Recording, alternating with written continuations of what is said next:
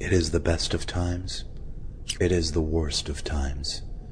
In the year 2015, people have access to a breadth and depth of information unimaginable in an earlier age. Everyone contributes in some way, participating to create a living, breathing mediascape. However, the press as you know it has ceased to exist. The Fourth Estate's fortunes have waned. 20th century news organizations are an afterthought, a lonely remnant of a not-too-distant past.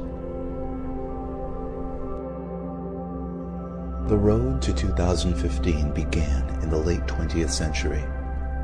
In 1989, Tim Berners-Lee, a computer scientist at the CERN Particle Physics Laboratory in Switzerland, invents the World Wide Web.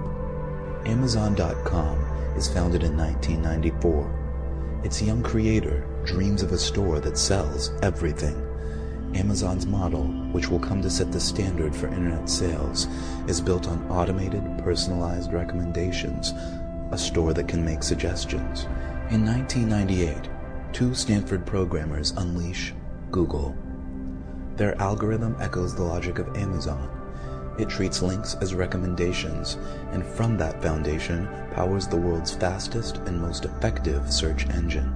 In 1999, a dot-com startup named Pyra Labs unveils Blogger, a personal publishing tool. Friendster arrives on the scene in 2002, and hundreds of thousands of young people rush to populate it with an incredibly detailed catalog of their lives, their interests, and their social networks. Also in 2002, Google launches Google News, a portal featuring headlines and links to the stories of the minute. Journalism organizations cry foul. Google News is edited entirely by computers. In 2003, Google buys Blogger. 2004 would be remembered as the year that everything began.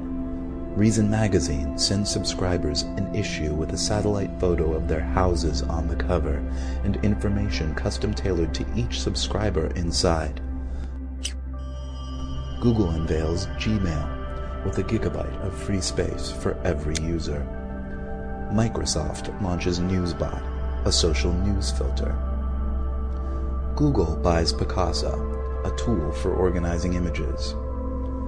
Amazon releases A9, a search engine built on Google's technology that also incorporates Amazon's trademark recommendations. And then, in August, Google goes public. Awash in new capital, it acquires Keyhole, a company that maps the world and puts it online. Google also begins digitizing and indexing the world's libraries. Apple's iPod inspires podcasting, and the age of personal radio begins. We can all broadcast our own thoughts, our own music, directly to each other's music players. 2005. In a response to Google's recent moves, Microsoft buys Friendster. Apple releases the Wi-Fi Pod, a portable media player with integrated camera that can send and receive podcasts and images on the go. 2006. Google combines all of its services into the Google Grid, a universal platform that provides a functionally limitless amount of disk space and bandwidth to store and share media of all kinds. Each user selects her own level of privacy. She can store her content securely on the Google Grid, or publish it for all to see.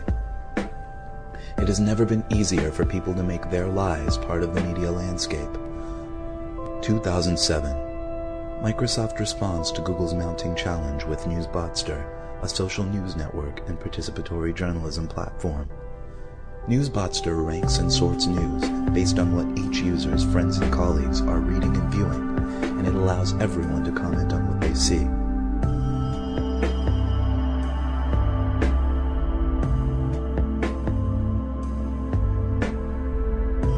2008 sees the alliance that will challenge Microsoft's ambitions. Google and Amazon join forces, forming Google's On. Google supplies the Google Grid, an unparalleled search technology. Amazon supplies a social recommendation engine and its huge commercial infrastructure. Together, they use their detailed knowledge of every user's social network, demographics, buying habits, and reading interests to provide total customization of content and advertising. This year, the New York Times switches to a paid subscription model online. However, its content stream remains open to Google's indexing computers. The news wars of 2010 are notable for the fact that no actual news organizations take part. Google's and Microsoft face off, enhancing their services week by week. Google's finally checkmates Microsoft with a feature the software giant cannot match. Using new algorithms, Google's computers screen stories for names, places, images, and other contextual cues, isolating facts from quotes and turning statistics into flexible equations. Then, Google's resorts, recalculates, and recombines these scraps with our information. Our blog entries, our photos, our purchases, our lives. Suddenly, news is more relevant than ever before. In 2011, the slumbering Fourth Estate awakes to make its first and final stand. The New York Times company sues Google's claiming that the company's fact-stripping robots are a violation of copyright law.